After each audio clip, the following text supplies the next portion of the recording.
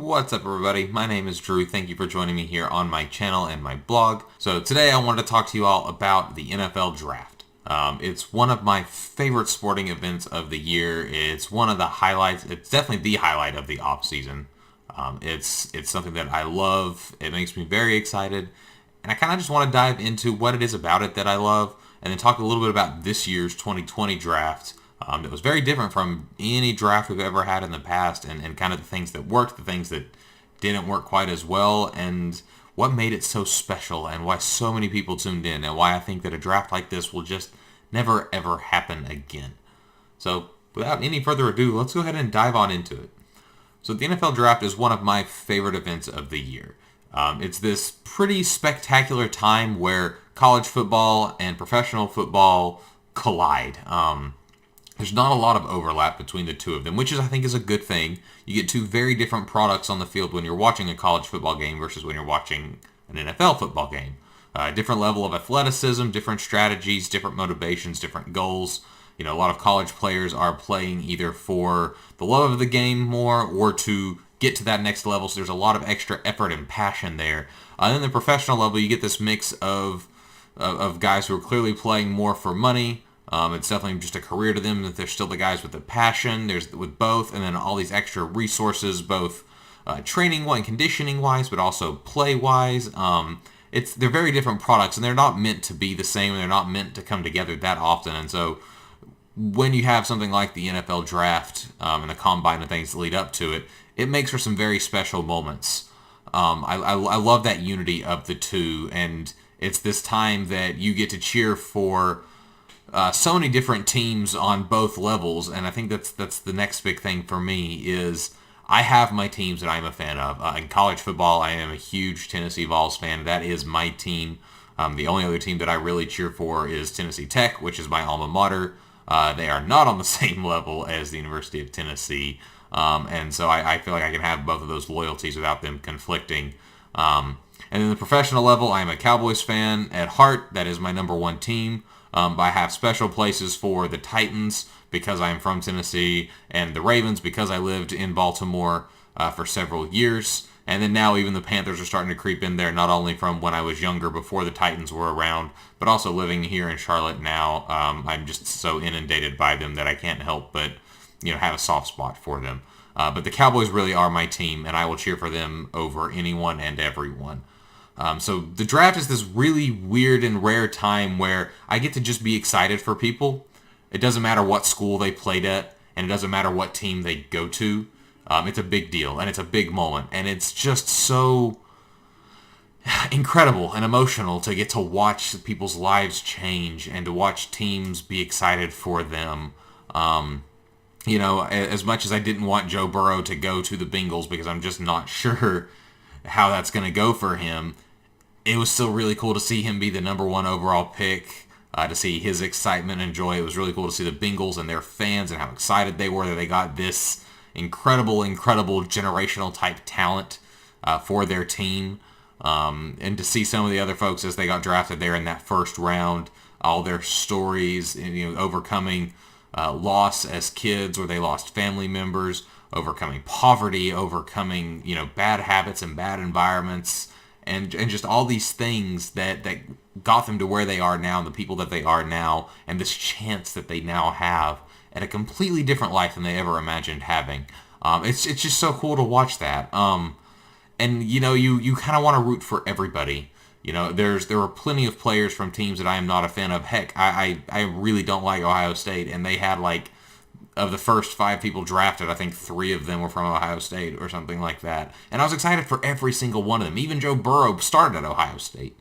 And I was excited for him. And I'm excited for all of them because it's so cool. Because whether I like the program or I'm tired of hearing about the program or any of those kind of things, they're people. They're young men who are moving to that next stage of life. And it's just so cool.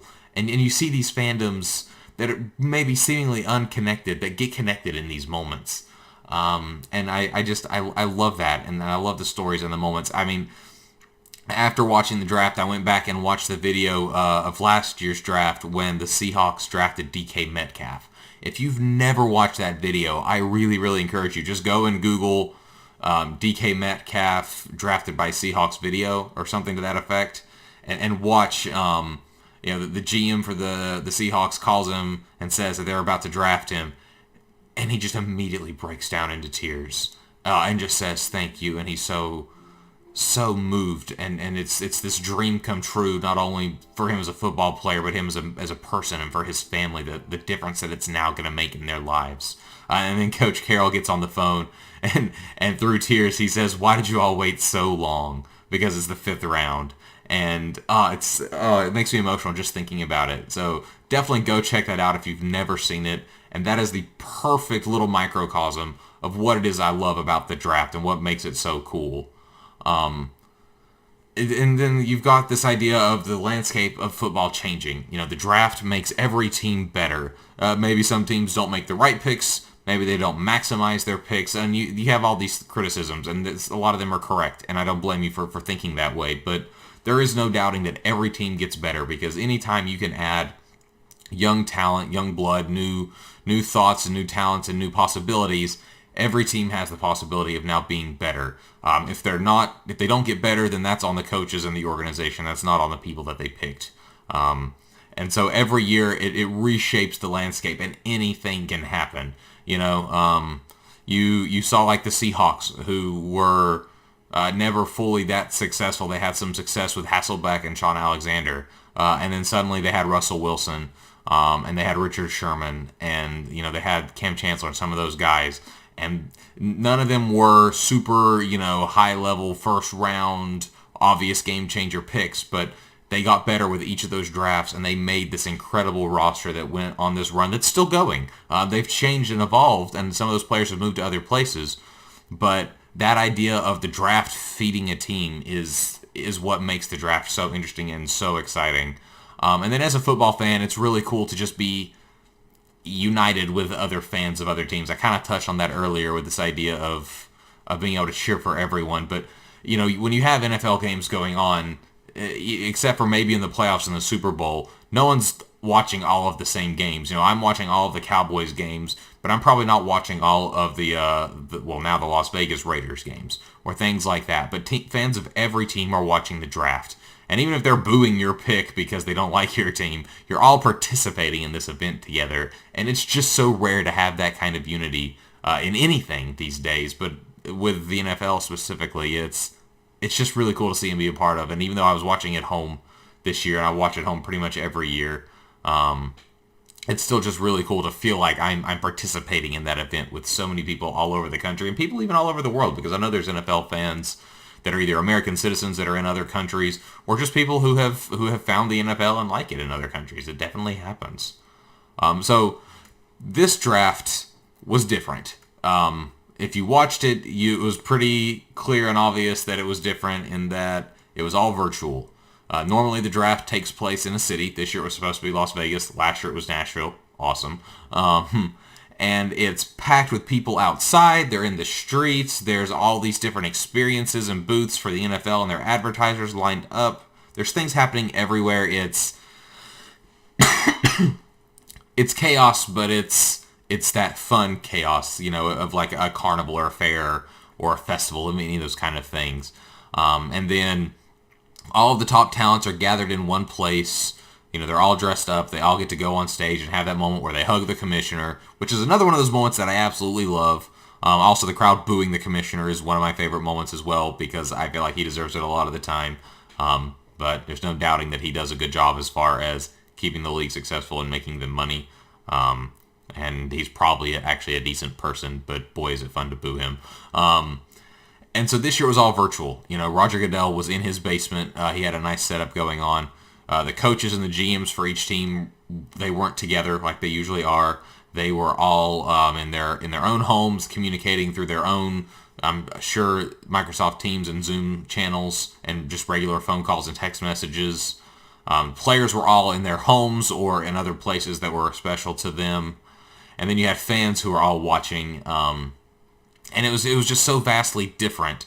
And we had all these questions of, would it work? Would there be too many technical difficulties? Would the atmosphere feel different? The commentators aren't together. How's this going to work? And they nailed it. I don't know who they worked with. I don't know what sort of consulting they did or how much planning and how long they were planning this, but it worked incredibly. And the reason that this was so important and why this worked so much was I think everyone in the country wanted it to work. We're in this weird state right now, and maybe when you're watching this is after some of the pandemic things have passed and things have calmed down, and life is more close to that old normal. I don't think we'll ever get back to the old normal, but it'll get more similar to the old normal than it is right now.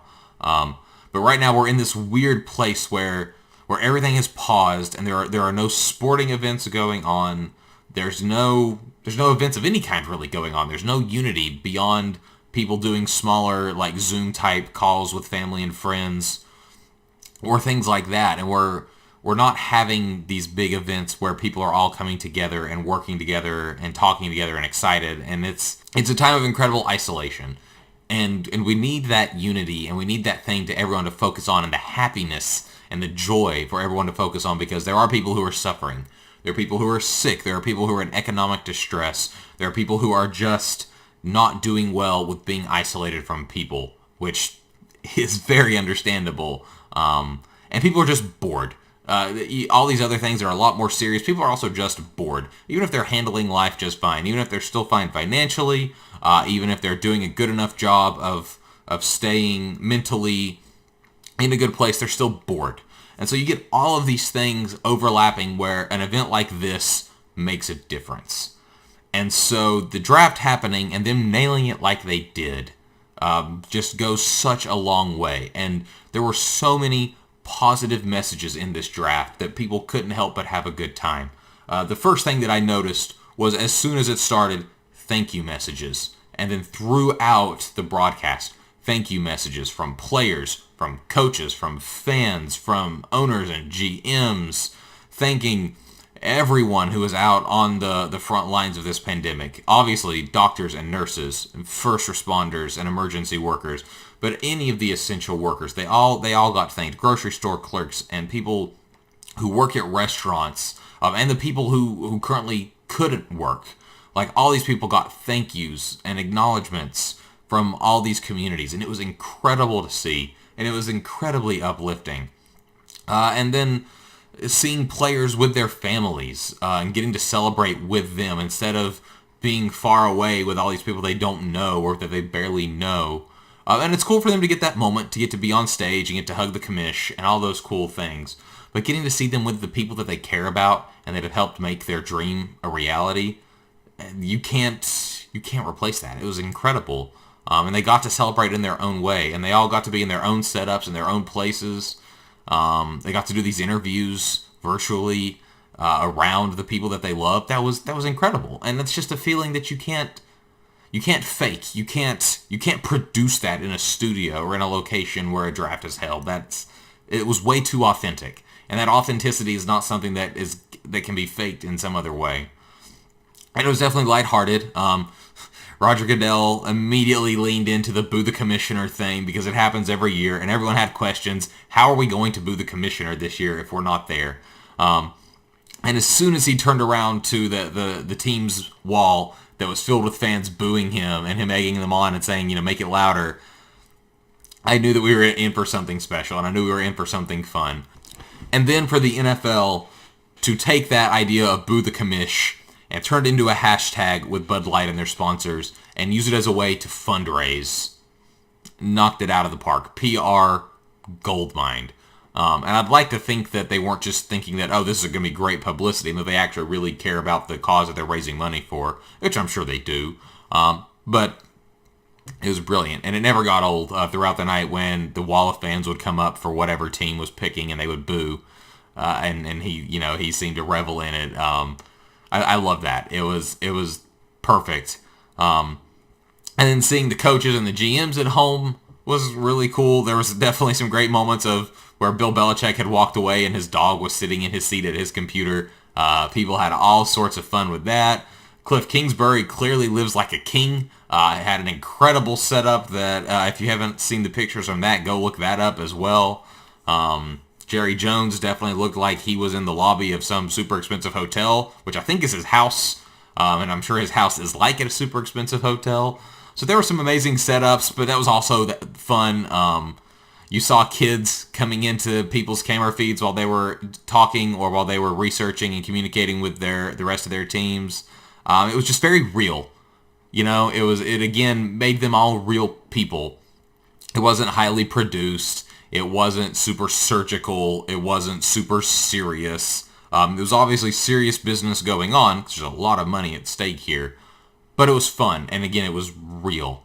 And then I think one of my favorite things, though it's a little smaller in the grand scheme, but seeing the ESPN draft team and the NFL Network draft team together was just awesome because I like both of those teams and I like their coverage that they do, and seeing them working together and talking, each of their own little head in the team's meeting was just really cool. As a sports fan and a fan of these different personalities that I follow on like Twitter and other social media, and hearing them talk on Sundays and during the season, it was really cool to see them together.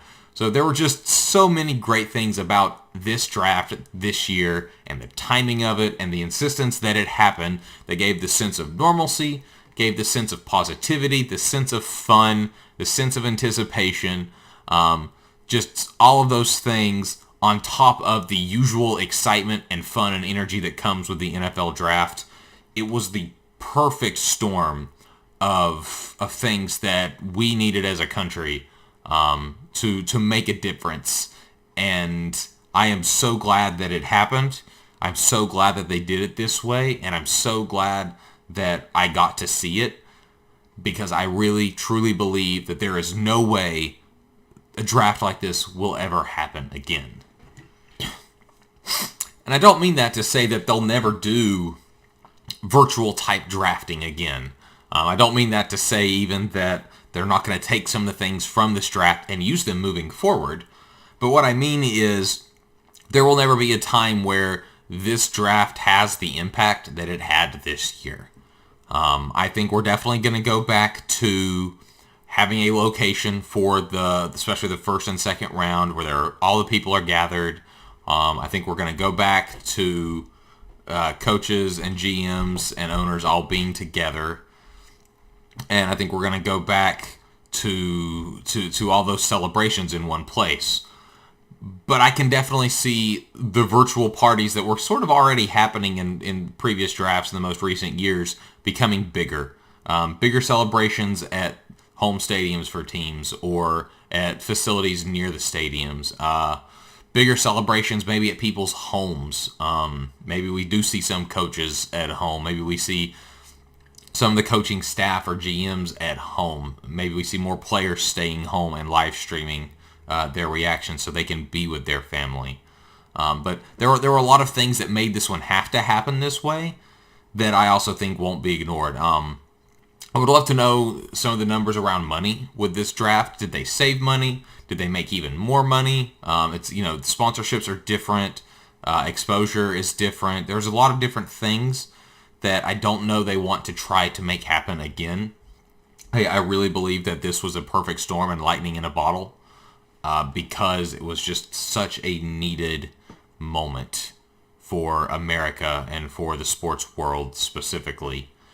I would love to see them try to capture some of these things again, but the raw emotion and authenticity and need that were there were very clearly met head on, and I think that combination of those things just isn't going to come around again.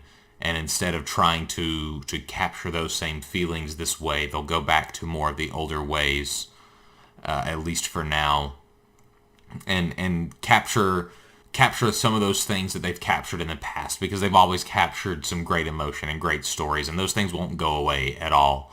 But everyone felt like they were there for the draft because the people doing it were in the same situations that they were. Just like I'm sitting at a computer now talking to you all, everybody in America feels like they're just sitting at home and at a computer or at a TV screen, and that's all they've got. And so seeing everyone else with these massive, massive life-impacting decisions happening, sitting at a computer or at a TV, made this incredible connection that I'm so glad that I got to be a part of. And I wonder how people who were drafted this year feel.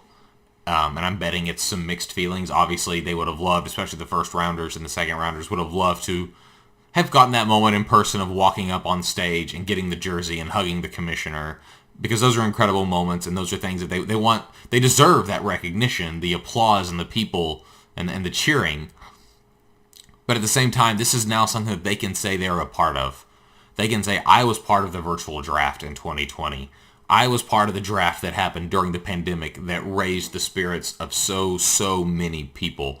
I was part of the draft that had a lasting impact on a country that needed something. And I got to be part of that something. And I just don't see how anyone who was in this draft, who participated in this draft, or who just watched this draft will ever forget it. I know that I will never forget it. And I am someone who loves the NFL draft, and I watch it every year. And I just don't see how any draft will ever top this one. But you better believe I'm going to watch every single one moving forward just to find out if they're ever able to do something that's even better than this. So thank you all for joining me here. Thank you for lasting through this entire video. I know I get a bit rambly at times, but it's something I'm passionate about. It's something that I love, and I would love to hear your thoughts. Tell me what it is that you love about the NFL draft. Maybe you hate the NFL draft. Tell me what it is you hate about the NFL draft. That's fine too. Maybe you've never really watched it before, but you watched it this year because you needed something. I'd love to hear from you as well. Or maybe you just want to bash my choice in teams. That's perfectly fine too. I'd love to hear that from you, and I'd love to hear who your teams are. We can have some playful banter and arguing, and probably a serious, not serious, but an actual debate about what's good and bad about our teams, because as much as I love like my Cowboys and my Vols, I am also very good at picking apart all of their holes and all of their shortcomings. And you're never going to insult them better than I can do it. But boy, I would love to hear what you have to say. So please leave me a comment, message me, reach out to me. We'll chat. I'll talk about any kind of sports, any kind of teams, any kind of leagues, any kind of events. And maybe just give me your thoughts on how this impacted you during this time, and if it meant as much to you as it did to me. But otherwise, I will talk to you all later, and just be on the lookout for more content coming to you from me. So I will talk to you all later.